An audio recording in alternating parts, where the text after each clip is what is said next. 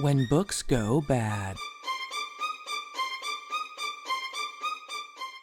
Welcome to this episode of When Books Go Bad. I'm your host, Jennifer Brack. I'm an avid book nerd, a writer, and an all-around moron. On this podcast, we'll be reviewing and discussing books with not only an interesting theme, but also an interesting writing style. And that's truly the nicest way I could say that these books are horribly written trash, and I love them. We'll cover sci-fi, romance, mystery, and everything in between. No genre is safe from us. Please be aware, though, that from this point forward, you will be subject to adult themes and language. That means if you have any children with you or those who are easily offended, I suggest you turn back now.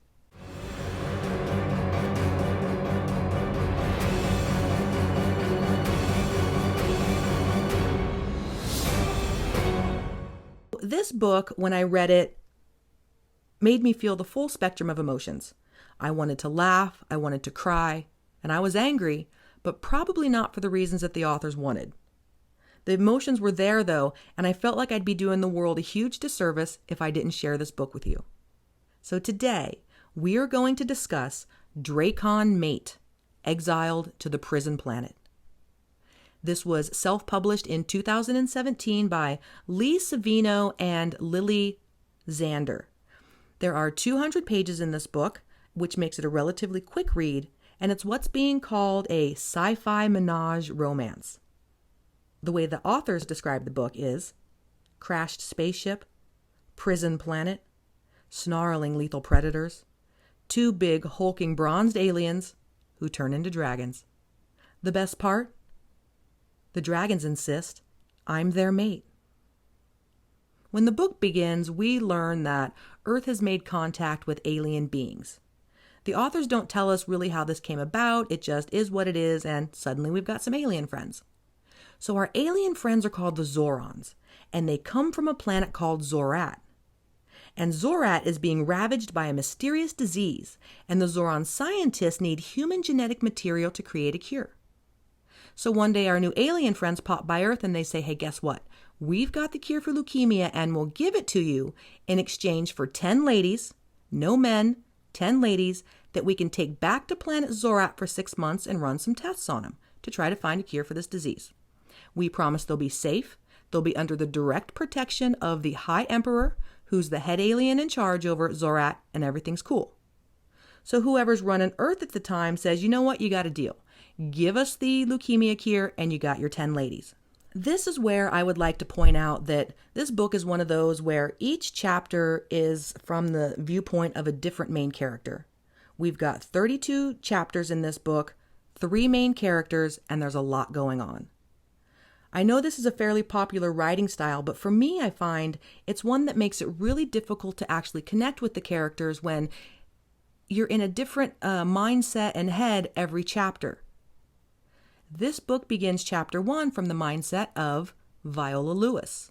And Viola Lewis is one of the 10 ladies that's going to be on the trip to Zorat for 6 months. And what we learn from Viola Lewis in the first chapter is, first of all, this whole thing was done on a volunteer basis. So the word was put out, hey, we need some ladies. A bunch of ladies volunteered, the Zorans came through, they picked who they wanted, and now we've got our lucky 10, one of which is Viola. The second thing that we learn is Viola's motivation for volunteering in the first place. And her motivation is as old as time itself. She needed money. Now, I have a problem with this because I just feel like there could have been a number of options before resorting to this.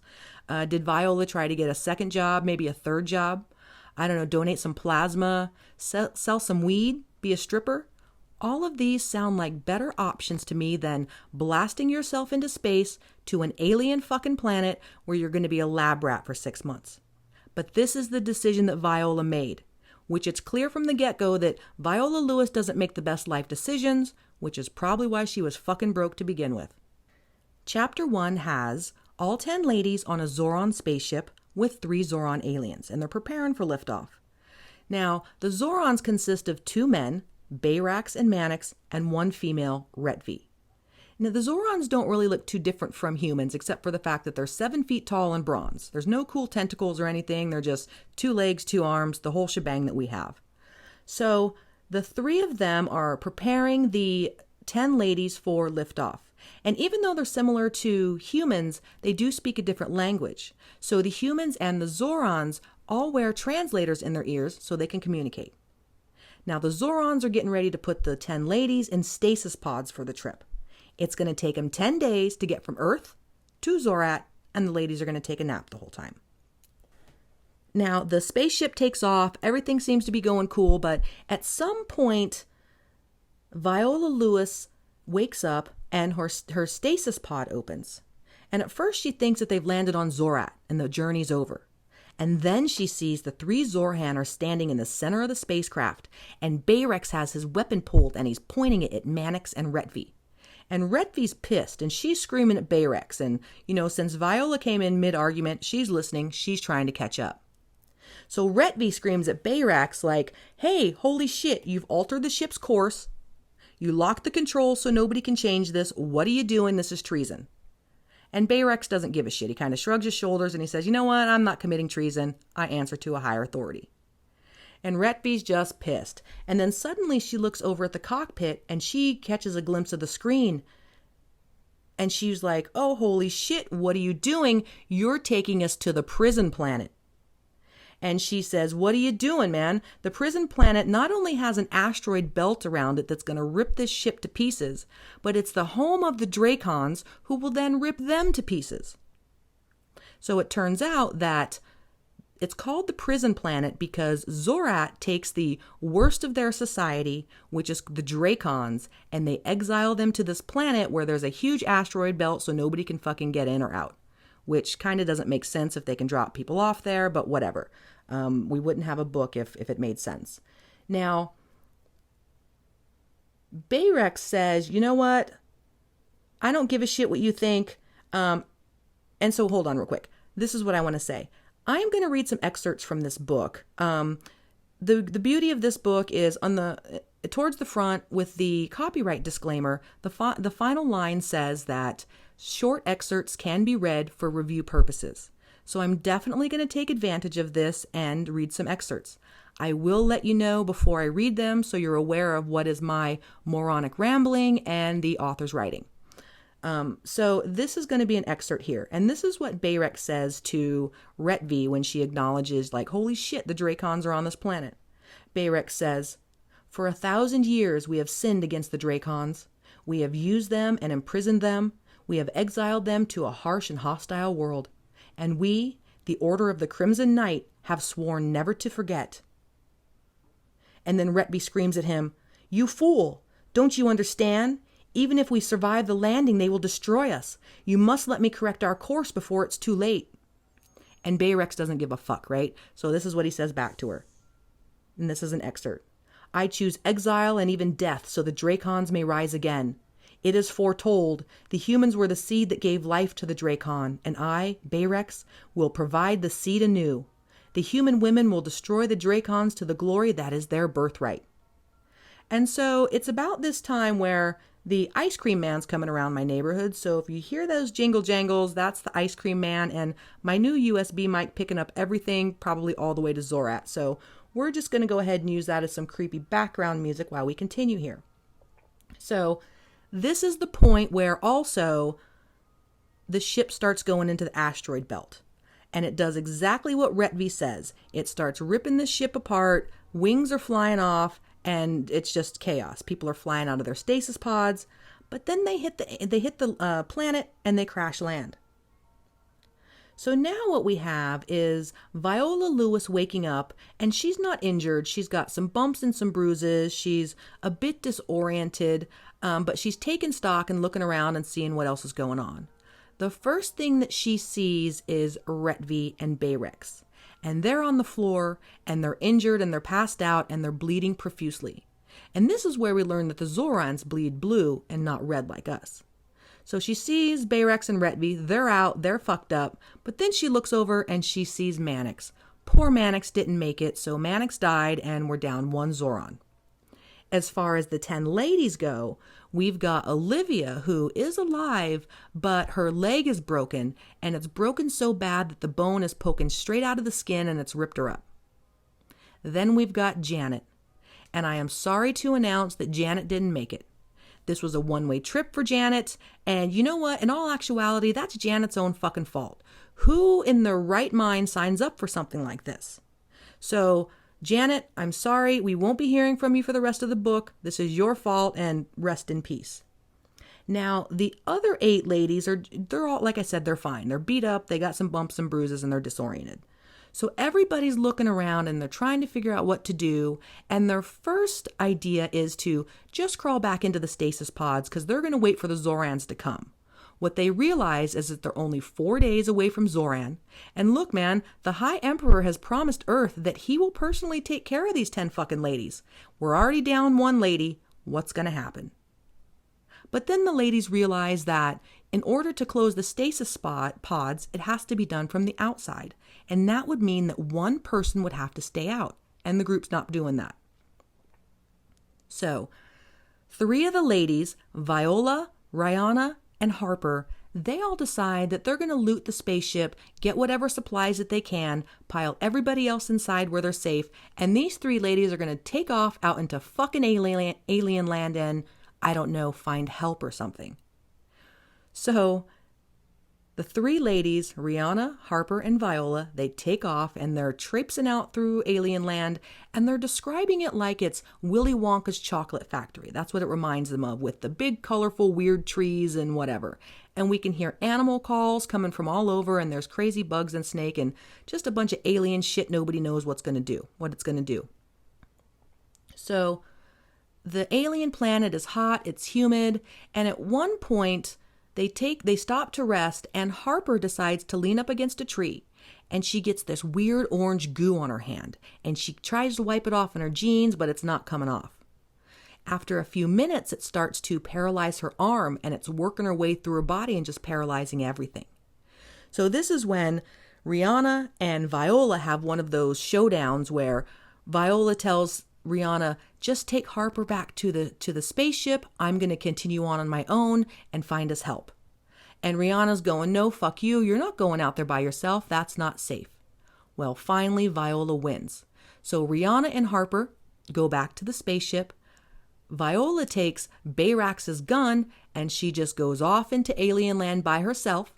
And this is even when she knows that not only are they on alien land, but there's fucking Draekons on there, and she doesn't know what Draekons are. All she's been told is they'll fucking rip her apart, but she's cool. So, again, with the poor life choices, Viola. So Viola's out there on her own, and you know what? Like I said, it's hot, it's humid, and she's thirsty, because I guess they didn't bring any water with them. So she decides to look for a water source, and she comes across this river. And as she's standing at the edge of the river, trying to decide if it's safe for her consumption, she's suddenly surrounded by these alien dog-looking things. They're yellow and black striped, and they've got big long claws and teeth, and these things are growling at her, and they're going to fucking eat her lunch. And so she's there, backed up against the river, and she starts screaming. And she doesn't know what to do. And that's when, on the horizon, she sees help arrive. On the horizon, she sees 2 7-foot-tall men. And this is again where I'm going to stop real quick. I'm going to read an excerpt from the book, and this is how the authors describe these 2 7-foot-tall men. They wear crimson loincloths and nothing else. Their forearms are covered with black tattoos. One has shoulder-length hair, and the other's is shorter and chestnut brown. Their bodies are chiseled, muscled perfection. Their chests are streaked with swirled indigo markings, and their nipples are pierced with red barbells. My insides clench hard. The pounding in my head increases, and it's getting difficult to breathe. Then the 2 men run toward me at full speed, holding wickedly carved knives with serrated blades in their hands. In unison, they throw them. The weapons slice into the creatures closest to me, and it crumples to the ground, dead. Okay, so, pause. She's getting ready to get mauled by these fucking alien dogs. These big-ass loincloth-wearing dudes come running at her throwing knives. And what can Viola think about? Her pussy. Her wet pussy and these dudes making it clench. So she's not doing good at paying attention to her surroundings, and she's really not the smartest person. But whatever. Again, we wouldn't have a book if there was any semblance of smarts to this woman. So these dudes run up, and when they see her, after they throw the knives, suddenly they stop and they look at each other, these two guys, and then they drop their knives and they drop to the ground in pain. And their skin starts splitting open and their bones are breaking and they're morphing just like somebody, or just like when somebody would morph into a werewolf, right? Except for these fuckers aren't morphing into werewolves. They're morphing into 20-foot dragons. And these dudes go flying up into the air and they start breathing fire on the alien dogs that they didn't kill with their knives. And then they drop to the ground and they morph back into men. The whole time Viola's just standing there at the edge of the river just fucking watching, you know. I feel like maybe I would have started running as soon as these dragon dudes came out of nowhere, because the dragon dudes seem to be a little worse than the fucking alien dogs, but whatever. So we're going to move over into the mindset of the two dudes, because those are the two other main characters. We've got Arax and Nyx, who have just shapeshifted into dragons. Now, as soon as they morph back into men and they start walking over to Viola, the dragons inside them are screaming that is their mate. Viola's their mate. Now, I'm going to read an excerpt here from this viewpoint of Nyx, who's one of the dragon dudes, and this is what he says when he sees Viola. Her gaze locks with mine. There's an instant of quiet. The air grows heavier. The world comes to a standstill and a voice inside my soul hums in satisfaction. Her, it seems to say, our mate. I barely have time to absorb that shock when an excruciating pain fills my body. Heat ripples down my back. I cry out as my skin rips open, my muscles lock, and I fall to my hands and knees. My nails lengthen into claws. My skin changes, stretches, becomes hard and unyielding, a cross between scales and skin. So now suddenly they just first lay eyes upon her and that's their mate. So now that they're morphed back into men, they walk over to Viola, who's just standing by the fucking river still. And they see that she's being a little weird. So one of the dudes just leans over, scoops her up and tosses her over his shoulder, and they all go running off into the alien forest together. Now, when they take Viola back to their camp and they put her down, she sways and they notice that she has a fever. And then they say, oh no, well, it appears that Viola too has touched some poisonous plant called a kilpie, and the kilpie is poisoning her. Now, how do you fix this? The two dragon dudes have to suck it out of her body. That's right, and only these guys can do it because there's no one else around. So they lay her down on the ground and they start at her ankles and they start sucking. And they work their way from her ankles all the way through her knees and up, and to her nipples. Now, Viola's on the ground and she's about to orgasm and she's acknowledging this, right, in her head going, oh shit, I'm about to come. She doesn't know if it's from the poison from the kelpie or if it's because these dudes are sucking all over her body, but she likes it. So finally the guys sit back and they go, oh look, the poison's receding and she's going to be okay. So then she passes out and Arax and Nyx are sitting in the camp and they're watching Viola sleep and recover from this kelpie that they just sucked out of her body. And they're discussing the events of the day. And they're super freaked out because they've never actually turned into dragons before. They thought that the Draekon gene was a myth. And so this is what Arax says to Nyx about the Draekons and the Draekon gene. And this is an excerpt from the book. Arax says, 1,200 years ago, the scientists created the Draekons, a race of invincible warriors with the ability to shift into dragons. The scientists intended for the Draekons to be sterile, but something went wrong. The gene mutated. Each mutation gave the Draekon race more power and finally the ability to mate. But for some reason, maybe because compatible females were few and far between, instead of a pair bond, the Draekons form a triad. Two Draekon mates, one woman. So instead of just two people, this is a alien shape-shifting dragon polyamorous relationship with a human. So there's that. And apparently the way it works is an unmated Draekon shifts into the dragon for the first time when he sees his mate. And after that first shift, they can't go back into dragon form until they complete the mating bond. So they can't transform at will until they fuck her, both of them, at the same time. And so they're sitting there and they're talking and they're both going, yo, my dragon, my beast, it's screaming at me right now. We need to mate with her. Let's fuck her. And the guys are being gentlemen. They're like, oh God, we don't want to scare her or anything, but we're going to have to fuck her because before we lose control and it's out of our hands, right? So Viola's woken up a bit and she's kind of pretending to be asleep and she's watching and she's listening. And with all the craziness that's going on, what is it that captures her attention that she can't stop looking at? One of the dragon dude's dicks. So Nyx is sitting there and she can't stop looking at his dick. And she acknowledges and she says, right before they transformed into dragons, their dicks had been huge and extremely impressive. And then when they morphed back into men, they didn't have boners anymore, but they're still pretty impressive when they're not hard. So she's looking at him and he catches her. And he's like, oh, you know what? And this is what he says. I got to read this excerpt here because, it says, Nyx notices my gaze and his lips curve into a cocky smile. The expression is very human and pretty damn irresistible.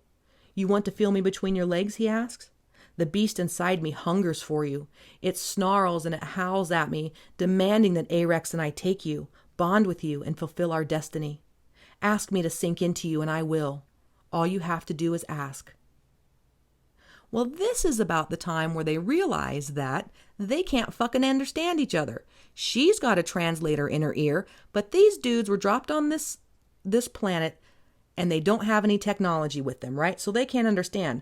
Oh, but guess what? Viola suddenly realizes, she goes, oh shit, what about that bag and all that stuff that I took from the spaceship?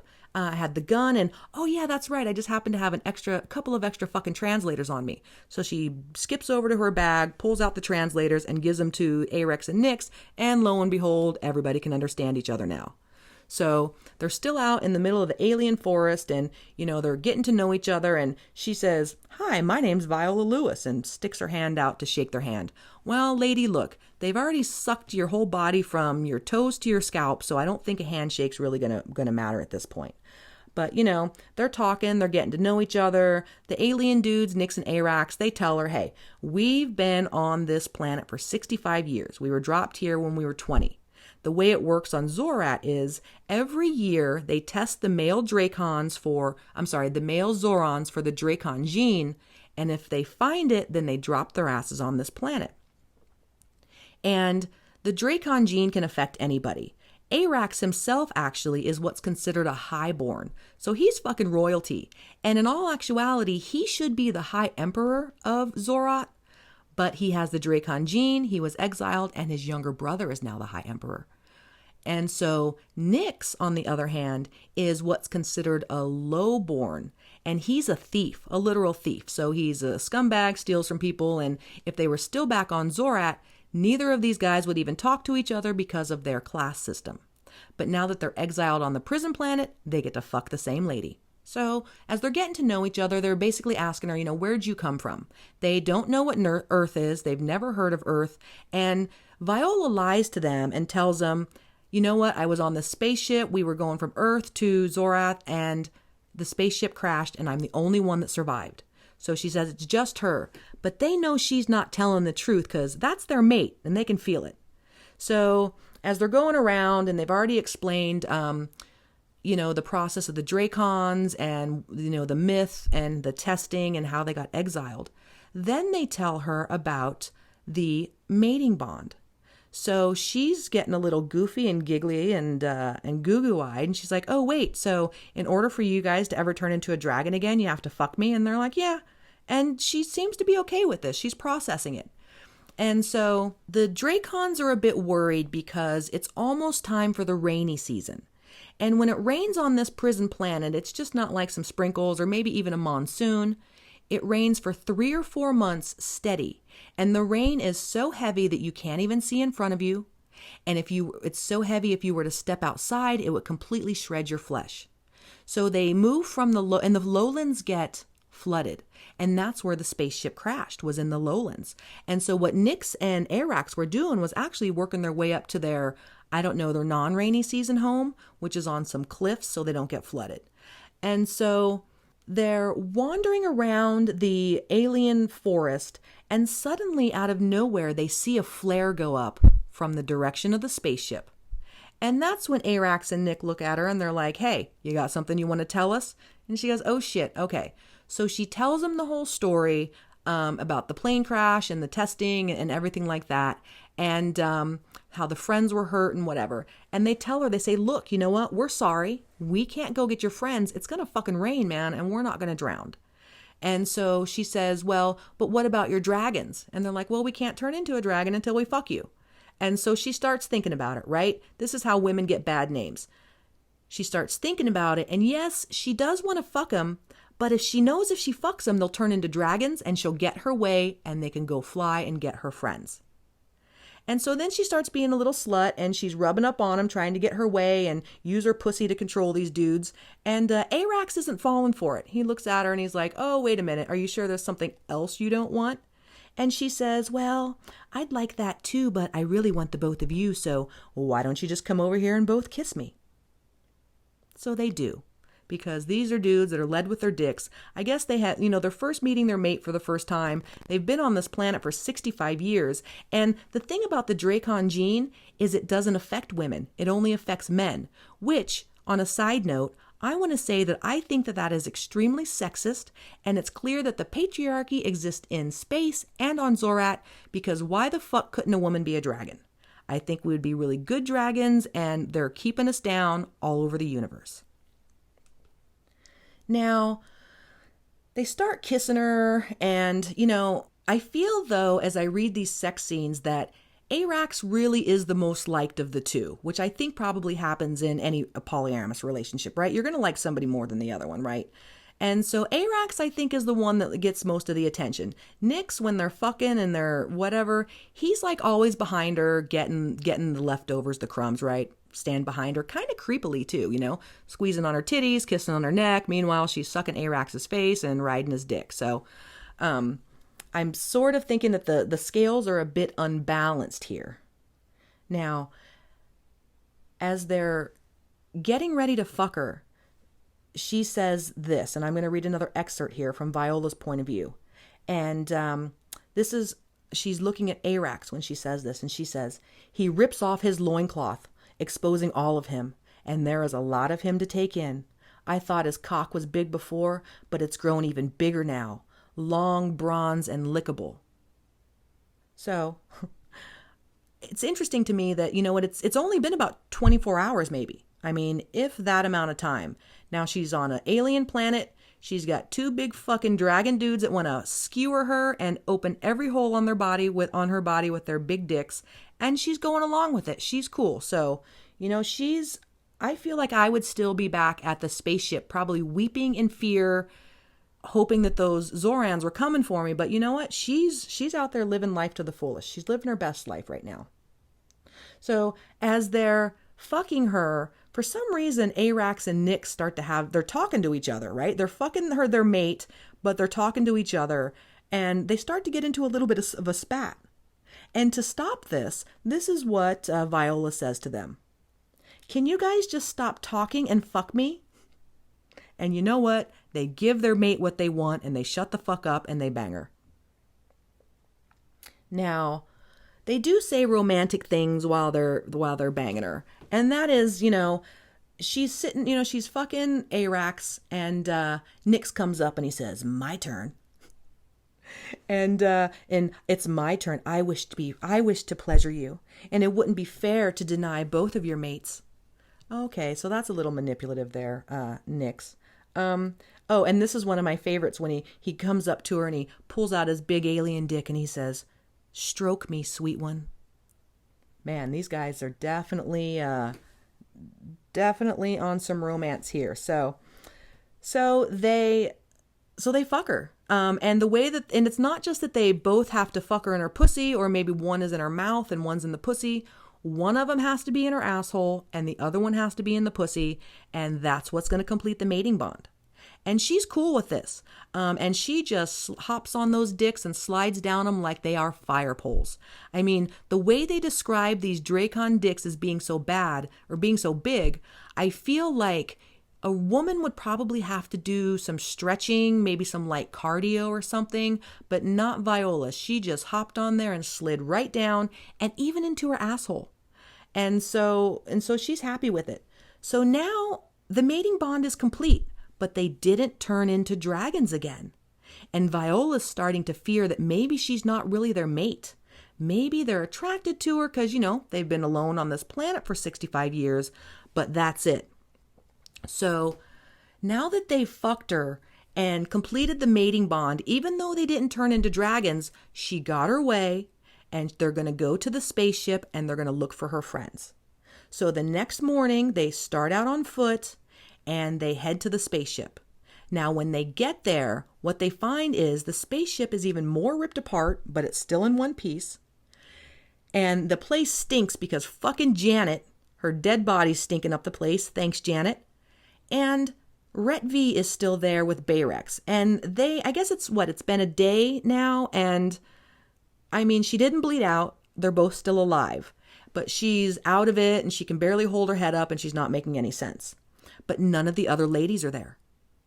And so Arax kneels down and he shakes Retvi and he says, where's everybody else? What happened to people? And so she argues with him at first, right? She's in pain and he's a fucking Draekon and she's worried that he's going to rip her apart, but he doesn't because she's completely wrong about the Draekons, but she doesn't figure that out yet. So she tells them that a whole nother group of Draekons came in, and when some of them saw the other ladies, they fucking transformed into dragons too. And then all of the ladies were taken with the Draekons and she doesn't know where they took them. So then Arax is going, well, if they turned into dragons, how come the ship's still in one piece, huh? And Retvi says, well, obviously, they were smart enough to get off the ship and change into dragons outside of the ship. So that was really, really nice of them. Now, from here, they get Retvi and they get Bayrax and everybody starts heading back to where they live, the homestead of the Draekons, the one that is in the highlands so they don't, drown when it rains. So they get to their homestead and it's nothing like Viola thought it was going to be. She was expecting sleeping on the ground, just like they were through the alien forest. But that's not how it is. They've got cabins and they've got banquet halls and they've really done this whole place up. And so they're all living together happily, doing all this stuff. So when she walks in, everybody's staring at her. And the guy's got to stop and introduce her to the rest of the Draekons as their mate. And the rest of the Draekons lose their shit because they're like, whoa, we too thought the Draekon gene was fake. So are you kidding me? Did you really turn into a dragon? And they're like, hell yeah, we did. And we've completed the mating bond, but you know what? We haven't turned again and we'll keep you updated on that. So the entire colony knows now that they've fucked Viola in every hole in her body and they're just waiting to turn into dragons. So that's a really romantic and nice way to be introduced to, I don't know, I guess your Draekon in-laws or whatever these would be considered. So as they're done announcing, Viola turns and what does she see? Better question is, who does she see? She sees Sophia and Rihanna. And they come running to her and everybody's hugging and kissing and holy shit, they're alive. And so they tell her that Harper's there as well. She's in a coma, but she's in the Draekon version of the medical clinic and they're looking after her, whatever. And so they start asking her all these questions about, oh my God, you've got mates and did they really turn into dragons? And tell us all about it. And how big are their dicks? And so they go through that whole girl talk thing. And, this is where Viola admits that, yeah, I dig these dudes and I'm probably not going to leave, And that's when one of the other ladies goes, oh, well, yeah, speaking of that, did you hear that we're fucked anyway and we're never going to get off this planet? It's such an aside and like an afterthought where I feel like that would have been more important than discussing the Draekon dick and getting banged in the ass with your girlfriends, right? So no, that wasn't important. They needed the girly sex gossip first, and then they got to the fact that, oh yeah, we're never leaving this planet. But you know what? Viola's got 2 dragon dicks now, and she's okay with that. Now, the rest of the book is really kind of spent the same way. It's discovered that there are other Draekon colonies on this planet. I guess it's so massive that in 65 years of Arax and Nyx and these other dudes being there, that they never ran into anybody else. So the rest of the book is really like about hunting down the other colonies. Are they friends? Are they foes? What's going on? There's a lot of fucking. They fuck Viola so much that I can't believe that she can walk. I mean, it's just absolutely astounding to me. And every chapter, so the first chapter when she's talking about their dicks, she says, hey, they're impressive and they're pretty big. But each chapter the dicks seem to get bigger and bigger. The descriptive words get bigger and bigger till finally, like the last time they fuck her, she says Arax's dick looks like is the size of a baseball bat.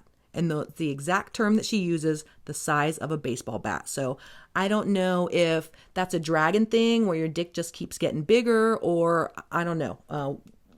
But good for Viola. Good for Viola. So they're stuck on this planet, man. They're never getting off this planet. You know, they're gonna look for these other Draekon colonies and see what's going on there. There's some other things that go on, but it's really kind of convoluted and it's really too much. And it's we could sit here for another hour and I could explain everything, and it probably wouldn't make sense because doesn't make too much fucking sense to me either. However, if you want to read this, it's on Amazon. You can download it on your Kindle for free. Imagine that this is a free book. But before we go there, I just want to tell you, so the last scene in the book is pretty anticlimactic. So they fuck again. They totally bang her, and they all climax together. And that's the thing. Like, I don't know. They've got such a control over her body that it's just like, now do it. And that's all they got to say. And boom, boom, boom. They're all three setting off at the same time. So, you know, they've come together. She's got cum on her. They're all three laying in bed together. And she looks over at him and says, I love you. And they say together, we love you too, Viola Lewis. And that's something else that I forgot to point out. She introduces herself as Viola Lewis, and that's what they call her through the whole book, first and last name. And she never corrects them. She's never like, hey, call me Viola or call me V. It's just fucking Viola Lewis. And it just sounds, I guess they're aliens, so they don't know human etiquette or whatever, but it just seems so formal and creepy to me. But whatever. So they call her Viola Lewis.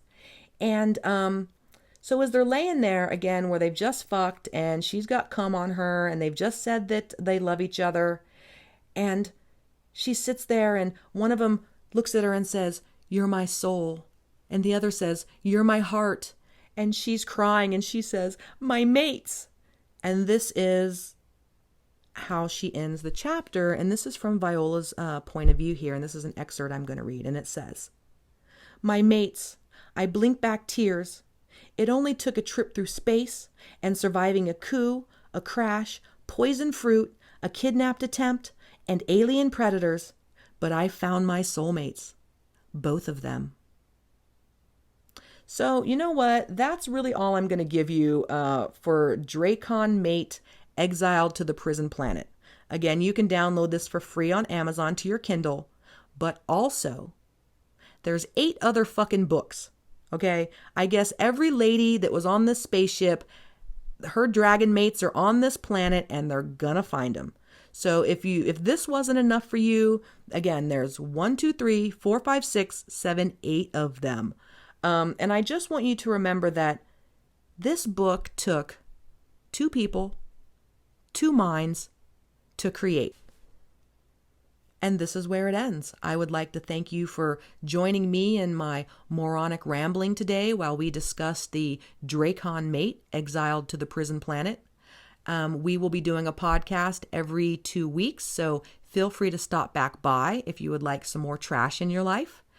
With all of that being said, I'm sure that your minds are spinning if you've still hung on with me. I would like to thank you for joining me today and listening to my moronic rambling as we discussed Draekon Mate, Exiled to the Prison Planet. I hope you enjoyed this. We will be doing a podcast every 2 weeks and featuring a new trash book, so please stop back by and join us. Again, my name is Jennifer Brack. This is When Books Go Bad, and I hope you have a wonderful evening.